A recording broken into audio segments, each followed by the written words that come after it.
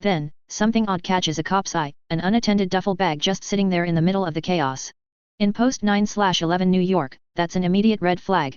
The area gets cleared, the bomb squad is called, and tension builds as they carefully approach. The tag on the bag is impossible to miss, "Call the FBI" in all caps. They open it, and instead of a bomb, a naked, shivering woman emerges, covered from head to toe in fresh, intricate tattoos. She's crying, disoriented, and has no idea what's happening. Cut to the FBI side of things. We meet Special Agent Kurt Weller, played by Sullivan Stapleton with that rugged. He's in the middle of a tense hostage rescue operation, a bearded, heavily armed man holding multiple women captive, including one with a crying baby. Weller, along with his team members Edgar Reed and Tasha Zapata, executes a clever plan that ends with the suspect falling through the floor. They secure the scene, but Weller is immediately pulled away by helicopter to handle the Times Square situation. Back at the FBI building, Assistant Director Bethany Mayfair briefs Weller on Jane Doe.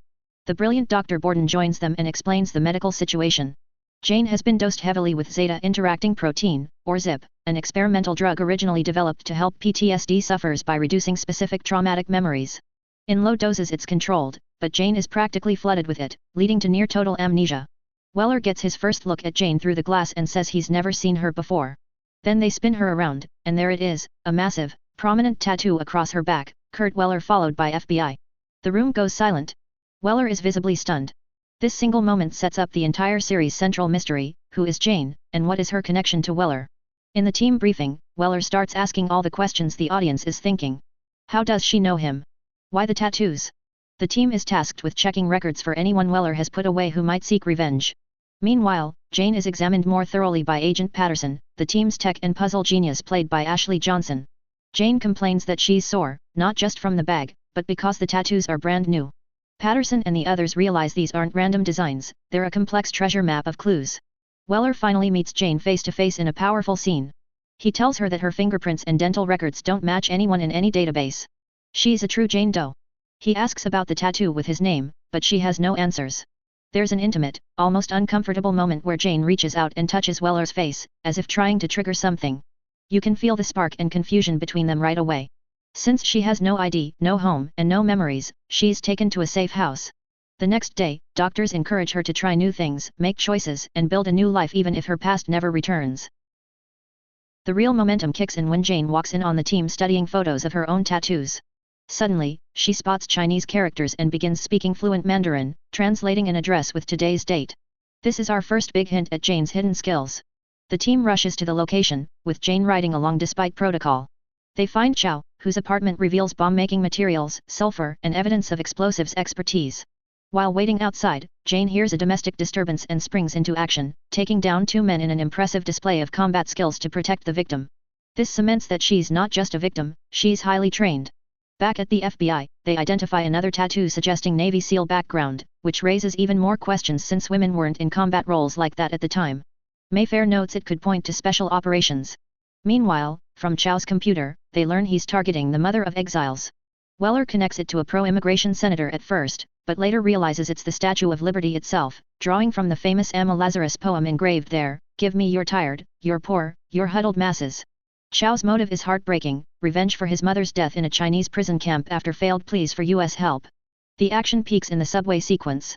Chow disconnects a car and attaches a bomb. Weller and Reed pursue him onto the train. Chaos ensues as Weller tells Reed to evacuate passengers while he runs with the bomb down the tracks. In a gripping, edge-of-your-seat moment, Weller reduces the explosive by tearing away C4 and hurls it away just in time. The explosion rocks the city, but everyone survives.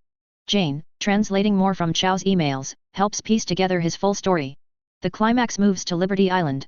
The landmark is evacuated as the team moves in. Chow, disguised as a ranger, shoots Jane in the arm. She insists she's okay and continues. Weller chases him up the stairs for a brutal hand-to-hand fight. Just as Chow is about to kill Weller with a knife, Jane arrives and fires a shot. In that split second, another flashback hits her, training with the bearded man. They capture Chow, but the victory is short-lived. Back at headquarters, Weller reflects on how Jane's presence and tattoos help save lives. He speculates she's special forces or intelligence trained. The team bonds a bit over the case, but the personal stakes are rising. Weller checks on Jane at the safe house. She admits she doesn't know what okay feels like. They share a meaningful embrace, with Weller catching another glimpse of his name on her back. The chemistry is undeniable, but it's laced with mystery. Now, the episode's biggest twists come in the final minutes. At the hospital, the bearded man from Jane's flashbacks enters Chow's room disguised as a doctor. Chow says, everything happened the way it was supposed to. The man replies that Chow was supposed to die as part of the deal and then kills him. In the last flashback, we see the bearded man injecting Jane with Zip. She says knowingly, I know, but it's my only choice.